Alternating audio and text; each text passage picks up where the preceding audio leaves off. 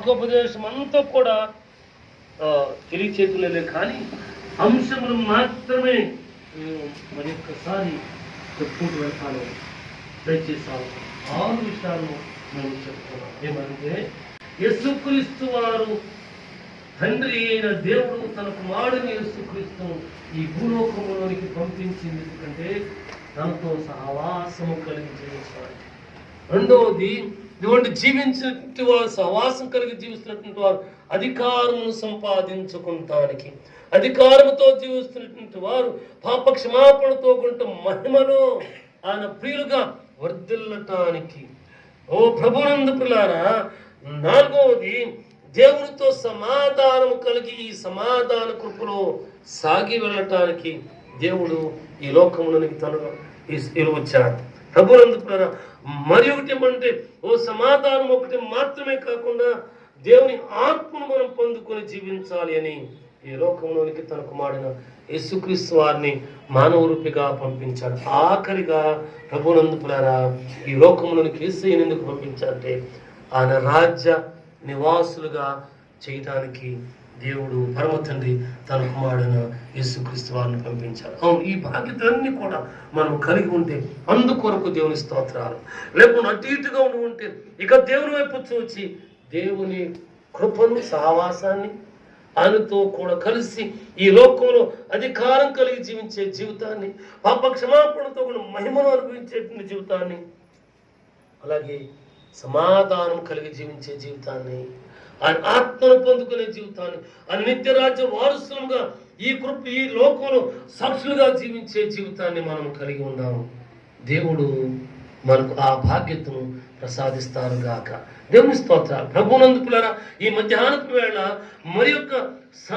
మరికొన్ని దేవుని వాక్యాలు చదువుకోవాలని నేను ఆశపడుతున్నాను. నాతో పాటు 2వ తిమోతి పత్రిక ప్రభునందు ప్రియులారా 1వ అధ్యాయము 9-10 వచనాలు మనం చదువుకుంటున్నాం. చూడండి, యేసుక్రీస్తు వారు ఎందుకొరకు వచ్చారో ఇక్కడ మనం చదువుకుంటాం. చూడండి, 2వ తిమోతి పత్రిక 1వ అధ్యాయము 9-10 వచనాలు మనం చదువుకుంటున్నామండి. మన క్రియలను బట్టి కాక తన స్వకీయ సంకల్పమును బట్టి అనాది కాలమునే క్రీస్తు యేసునందు మనకు అనుగ్రహింపబడినది యేసును మన రక్షకుని ఆ ప్రత్యక్షత వలన బయలుపరచబడినది అయిన తన కృపను బట్టి మనం రక్షించి పరిశుద్ధమైన పిలుపుతో ఆయన మనల్ని పిలిచెను. లేకపోతే నేను ఈ రీతిగా చదువుకున్నాను, ఆయన మనల్ని పిలుచుకున్నాడు. ప్రభునందు ప్రియులారా, యేసుక్రీస్తు వారి ఈ లోకంలోనికి వచ్చింది ఎందుకంటే మానవ రూపిగా వచ్చింది. ఎందుకంటే శరీరము దాల్చి శ్రమను అనిపించడానికి, దూషించబడటానికి, వెలివేయబడటానికి ఎందుకు వచ్చారంటే ఆయన ప్రత్యక్షత వలన, ఆయన ప్రత్యక్షతను అనుగ్రహించుకుంటానికి, ఆయన మనం పిలుచుకుంటానికి వచ్చారు. ప్రయాసపడి భారం మోసుకుని వచ్చిన సమస్త జనులారా నా యొద్దకు రండి, నేను మీకు విశ్రాంతిని కలుగజేస్తాను. అందుకు ప్రత్యక్షత ద్వారా పిలుచుకుని విశ్రాంతినిచ్చి ఇవ్వటానికి ఈ లోకంలో శ్రమ ఉంది నిజమే, ఇరుకు ఉంది నిజమే, వేదన ఉంది నిజమే. ఈ ప్రత్యక్షత ద్వారా ప్రభునందు ప్రియులారా విశ్రాంతిని ఇవ్వటానికి దేవుడు పిలుచుకున్నాడు.